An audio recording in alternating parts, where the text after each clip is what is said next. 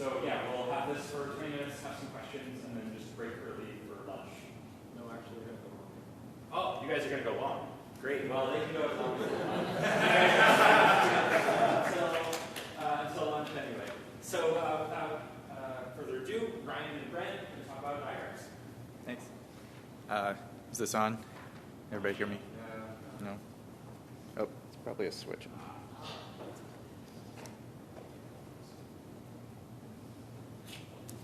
Hello?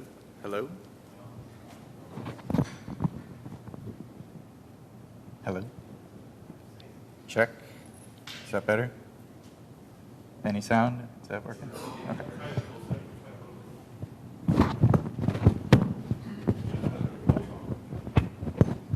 Hello?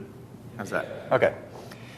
So I'm Ryan, and that's Brent, and diagrams is what we work on. And it's an embedded domain-specific language for vector graphics. We're in the Haskell programming language. And Brent's been working on this for longer than any of the rest of us because he started it. But we have a pretty big community now that's working on various parts, and it's a lot of fun to see people that we don't know come along and do very, very interesting things. So we're very excited about the community that is around diagrams and the fun, interesting things that we can do with it.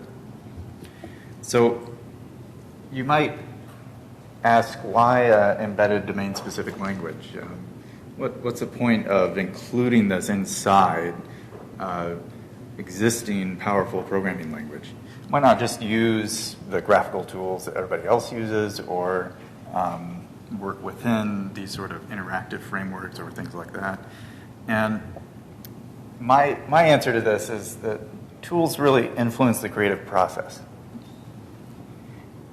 For me, the Haskell programming language really changed the way that I think about problems. And I'm interested in how the Haskell programming language can change the way I think about art.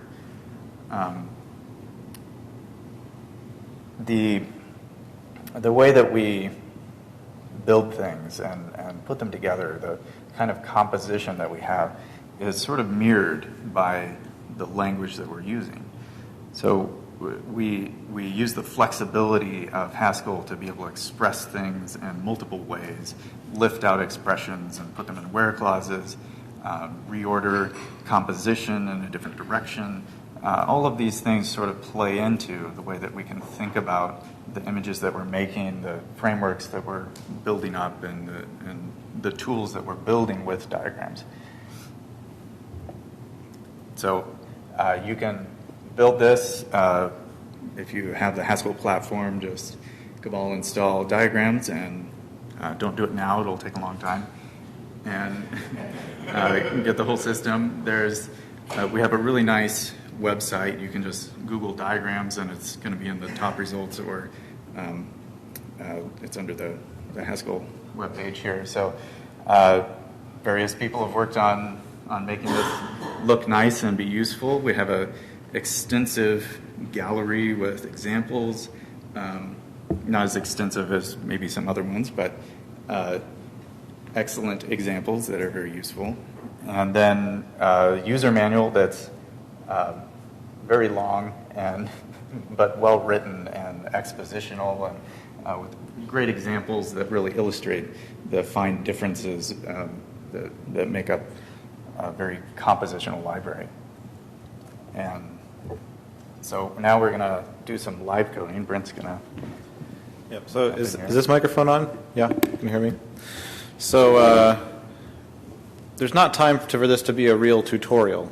That would be fun. But so instead, we thought we would just sort of show some simple examples and actually code them for you live to give you a taste of what it's like to develop diagrams. And since we have a little bit of extra time, I hope that we were going to have to kind of go right through it, but I hope that it can even be a little interactive. So if you're like, what would happen if you make that, rotate that, or whatever? Just please ask questions, make suggestions, and we can just sort of do this on the fly. So, so one thing as we were thinking about what to present here, we started playing around with different ways of visualizing binary trees. So all of the things on the screen, so actually the top three and the first two on the bottom row are all visualizations of the same binary tree.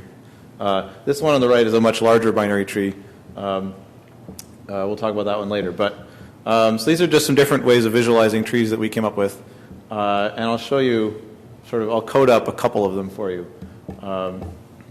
So let's start with this one. So this is probably the simplest one that's up there. So the idea is that leaves of our binary tree correspond, are visualized by the tiny squares. And then when you have two subtrees next to each other, we render both of them as sort of nested boxes and then put them next to each other and then put a bigger box around them to represent their parent, right? And you just do that recursively. So let's write it. So I've already got here some language extensions we'll need, a few imports. So this is a module for generating random trees, some colors, some diagrams libraries, and I've got a main set up that just generates a random tree of size 30 and then draws it with this boxes function. And the frame function just puts a little bit of extra space around it, so it's not right up against the edges. So the main thing we want to do is write this function that says, give me a tree, and it's tree unit, so it doesn't really contain any data. It's just sort of a tree shape, and we want to output a diagram. So the first thing we should do, we can pattern match on this tree. So again, I'm ignoring the data stored in there. So we said when it's a leaf, we want to make some kind of square. So let's not worry about the colors or anything right now. We'll just sort of get something simple working. So I'll turn a leaf into just a square of size 1. And if I have a branch, what should we do? So I definitely know that I want to call boxes recursively on the left and right subtrees. So that'll give me 2 diagrams. And I want to put these next to each other. So diagrams has lots of combinators for combining diagrams in various ways. So this is a simple one so HSEP for horizontal separation. It takes an amount of separation and a list of diagrams and puts them horizontally next to each other with that much space in between each pair. So we've put the subparts together, but now we need to put a bigger box around both of them. So I'm going to actually give this a name so that we can. So I'm defining children to be that, and then I'm going to say I want to draw children on top of, shoot, I forget what the name of the. Do you remember what the name of the function is? Bounding rect. Bounding. Well, oh yes, bounding rect. I think that's right. Yeah. We have so many functions in our library that I can't remember them. So. But there's great documentation. So anyway. Google search will find a lot of these things too. And okay, but this is not quite right because this would just put a rectangle that just encloses them and is like right up next to them. So I actually want to add a little bit of space. So I want to say if I added 1 unit of space around the children and then made a bounding rectangle for that's what I want. So let's try this.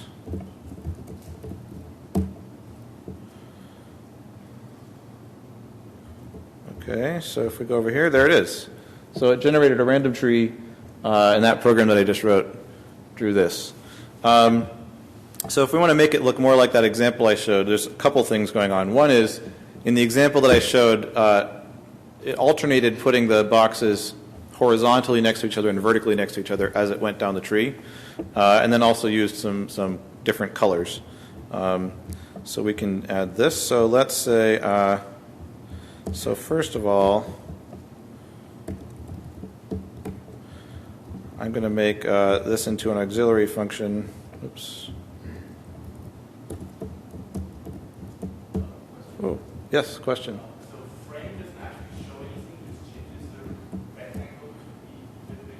Correct. Yeah, frame doesn't change. It just changes the sort of envelope around the diagram, not the. What was that? Oh, this hash symbol here? That's just backwards function application. So it's literally just f hash x or x hash f equals fx. the reason we have that is just that we find that stylistically it's often nice to sort of say, here's what I want, and then I'm going to apply some attributes and transformations to it afterwards. So you can just sort of chain it backwards that way. Okay.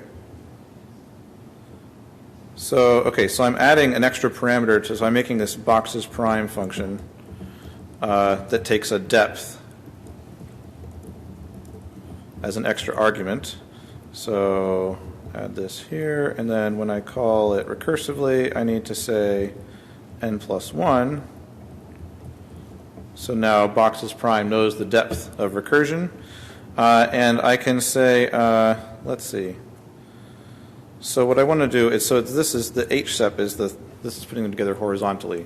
So what I actually want to do is something like this. I say if the depth is even, then I'll use h step, else I'll use v step.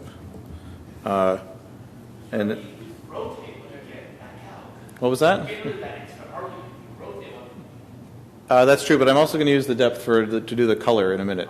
Yeah, you're right. So of course, it's fun. There's always like 6 different ways to do it, and you can play around with different ways of encoding.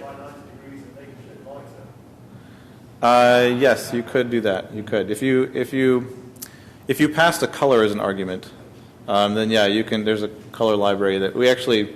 There's a very nice color library that we use, and there's operators for combining colors and making them lighter or darker and things. So you could do that. What was that? You can make a diagram more or less opaque, but right now there's no way to sort of apply a transformation to all the colors in a diagram. So in general, actually, we don't have a very good story at the moment for building a diagram and then after the fact applying some transformations that sort of affect pieces of it. So you can sort of that's something that we would like to work on. It's sort of tricky because of the way that we represent diagrams. There's these big complicated data structures that cache all this information. And so transforming parts of it, you have to do this big traversal over some tree, and it's a little tricky. But yeah, transforming the colors should be simple. But okay, so let's. All right, it's cool. So that worked. Maybe I want to It did, yeah. So one nice thing we have is that by default, this is actually creating an executable that when you run it generates the diagram, and it also has a flag that you can pass to it it'll watch the source for when it changes and it'll recompile itself and regenerate it. So you can see here it says, oh, it was modified at this time, compiling, running, done. So that's nice. Sort of next best thing to having an actual IDE that's sort of showing. Yeah, question. How would you center the error? Right, yeah, good. So you notice these are not sort of centered with respect to each other. So what is it that I want to center? I guess I want to center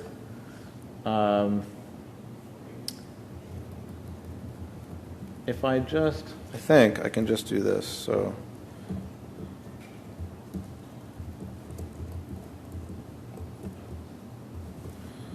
So every diagram has sort of implicitly some origin, and when you compose them together, it sort of lines up the origin. So when I say apply center XY to a diagram, it just says reposition the origin so that it's in the middle of everything, and when you then compose it, they'll all be sort of centered with respect to each other. So right. So now they're a little more centered. And then finally, if I want to do some colors, I could just say, let's see. So it's this bounding rect. So you know what?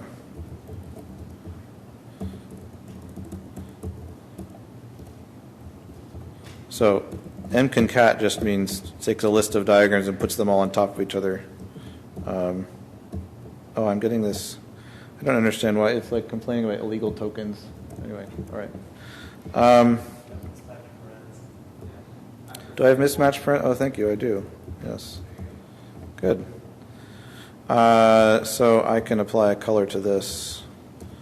I have my handy list of colors, and I'll just. So the children are already centered, is that right? Yeah. Oh, no, I think No, the they're center not. XY got, should have gone down here. Thank you. Yep. Yes, indeed. Yes, that's another reason we have this hash operator. So, for example, the lens library, for those who know about lens library, also uses ampersand for this, but it has a very high, low, whatever. It's very different. A very different precedence. Anyway, so we get some nice colors, and if we wanted, we could sort of, I think we haven't actually colored the tiny squares, and we could remove actually I can do that pretty easily. So this bounding rect, I can also say use a line width of none, meaning don't draw lines around them at all, and so those go away. Of course, I'm still drawing the little squares, but that would not be hard to change. Can you rotate it 10 degrees on the way out? That's a good idea. So you mean like right here? Yeah. Okay. Rotate 10 degrees. Nice. I like it. Any other suggestions? Things you want to try? Could you just move the two modifiers to the bounding rect outside so that you can also Move these out here.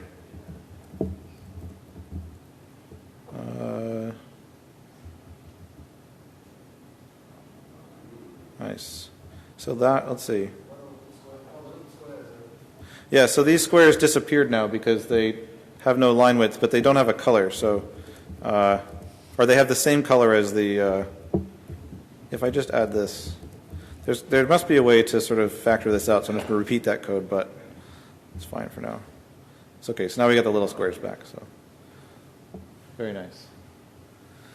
Cool. Any other questions about this before I go on and show one more example? So maybe one thing that's relevant, I don't know if we're going to show it, is how when H step and B step, how this separation is computed. Because now we're going to see that there's some little dots there's a little dot that's a bit farther than the rotated big box next to it. Right. Yeah. Right. Yeah, that's a good question. So I'm not going to talk about this in detail here.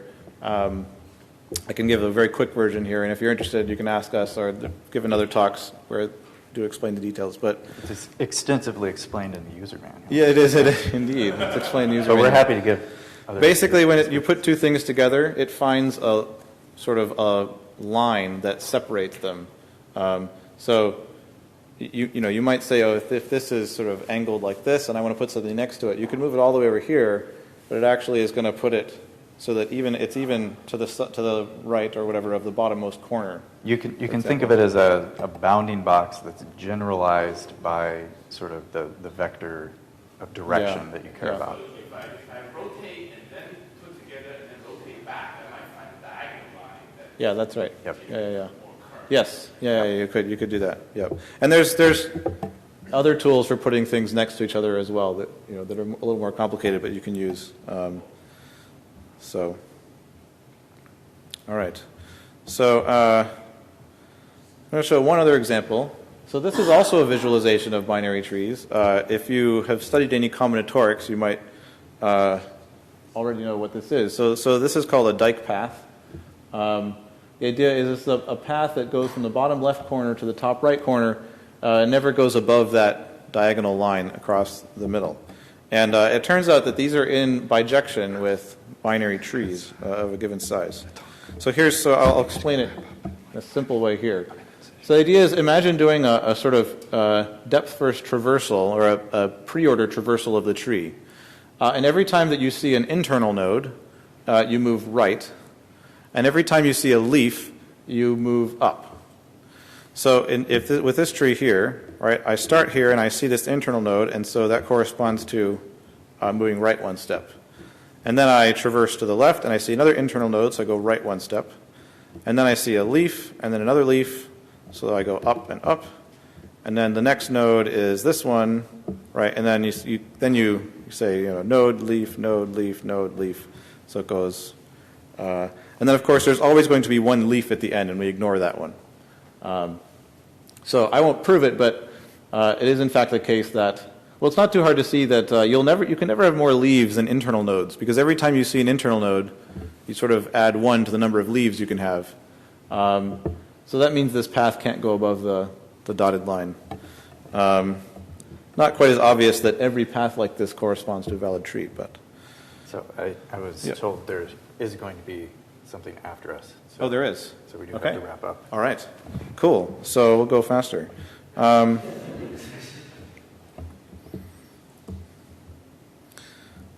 right. So I've already got some code here.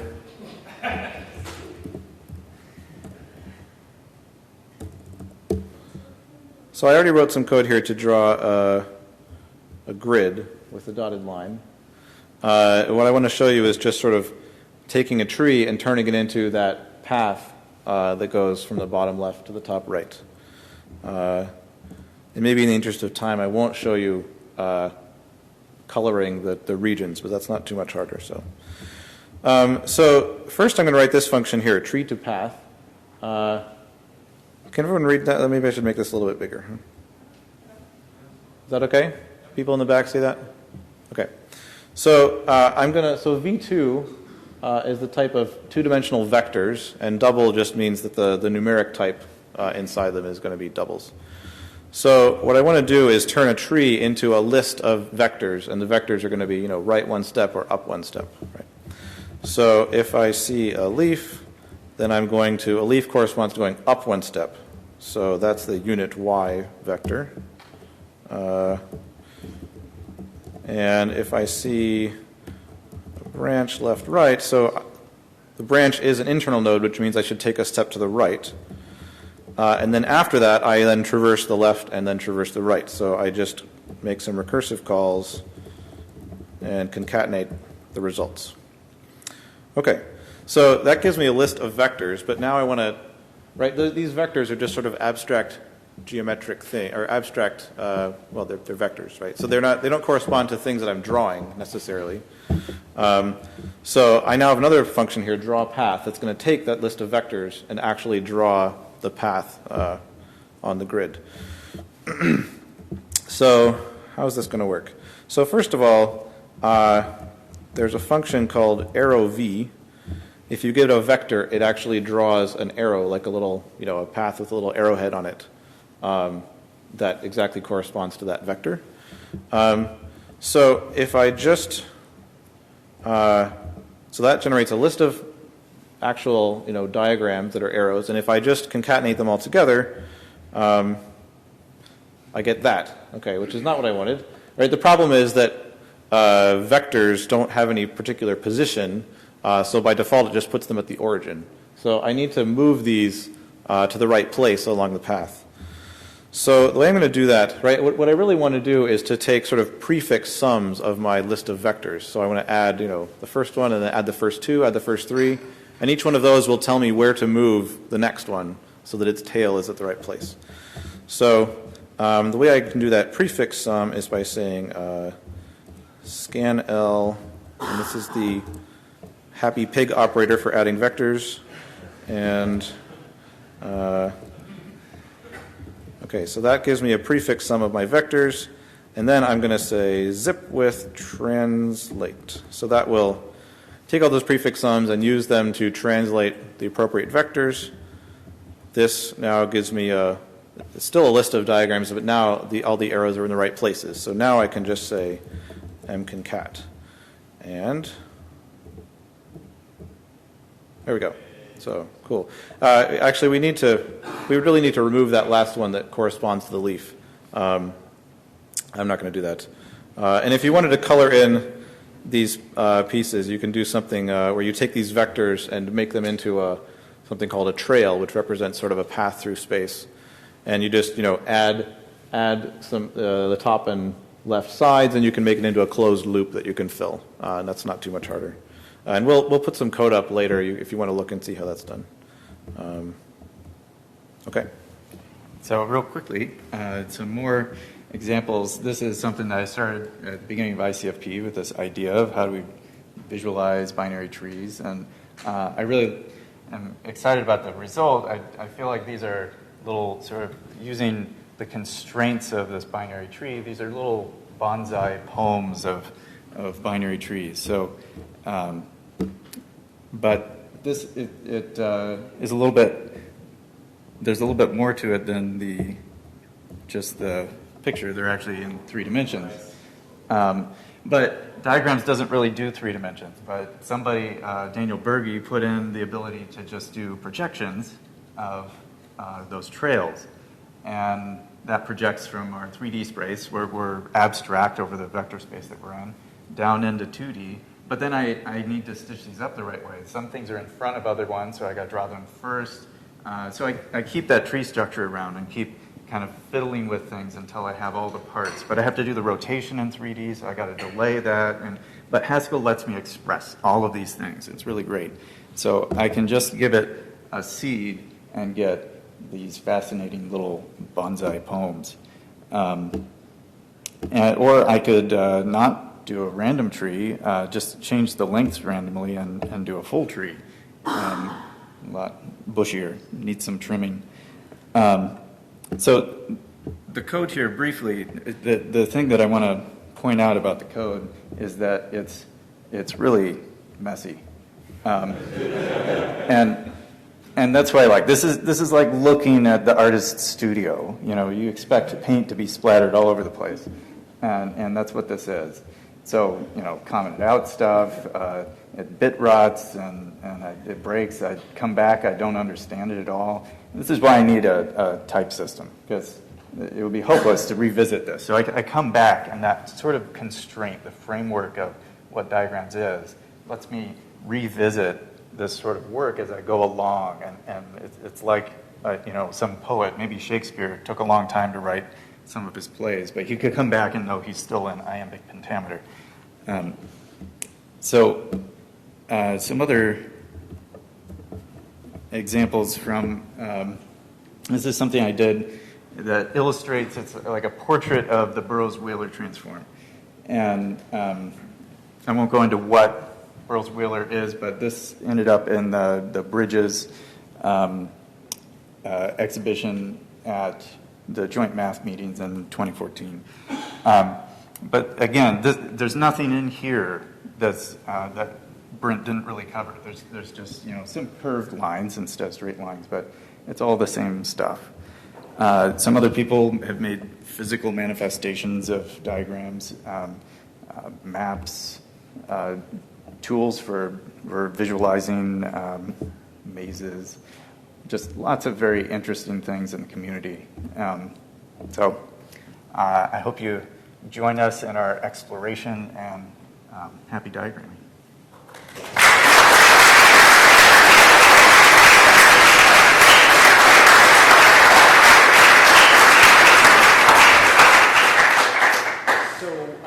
Our other speaker finally got back to us, and he's got a little presentation to give. So maybe just like 1 or 2 questions, brief questions, if anyone has any.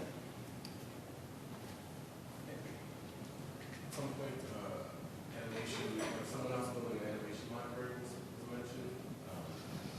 Has that happened? Yeah, so there is an animation library right now. I'm not very happy with it, which means I have not documented it, so it's kind of hard to use. But it's been a multi-year-long project. I'm working with Andy Gill and Nick Wu and some others, trying to come up with, you know, what are the right semantics for a nice compositional library for animation. So it's something is there. And I should say there is a sort of rudimentary thing where if you can just make a function from int to diagram, there's like an animated GIF backend that will generate a bunch of frames. And so you can already do things like that. I mean, obviously, that's what Ryan used to make these spinning trees. One of my favorite artists is a Russian filmmaker, Andrei Tarkovsky, and he said that art is born from an ill-designed world. And so we're taking as inspiration the things that we bump up against and don't, you know, that aren't satisfactory, the knitting machines that don't let us hack them. And really, we want to continue to break these things and push forward. So this is not a finished project. This is kind of, as I don't think art is, it continues. So I noticed that you're sort of recompiling your thing and rerunning it in a console all the time. What if I want to do this in GHCI? Is there a way that I can look at, sort of get pictures output in my REPL like I can do in Racket? Or? Yeah, some people have actually done that to some degree. There's Lauta has this all running on GHCJS, and you can certainly integrate it that way. There's been the IPython notebook support for iHaskell, or I don't remember what it's called, but they also have diagram support. So yeah, there's people that have done stuff like that. It's really cool. No Emacs yet? What's that? No Emacs yet? Not that I know of, no. Great, so let's thank him again.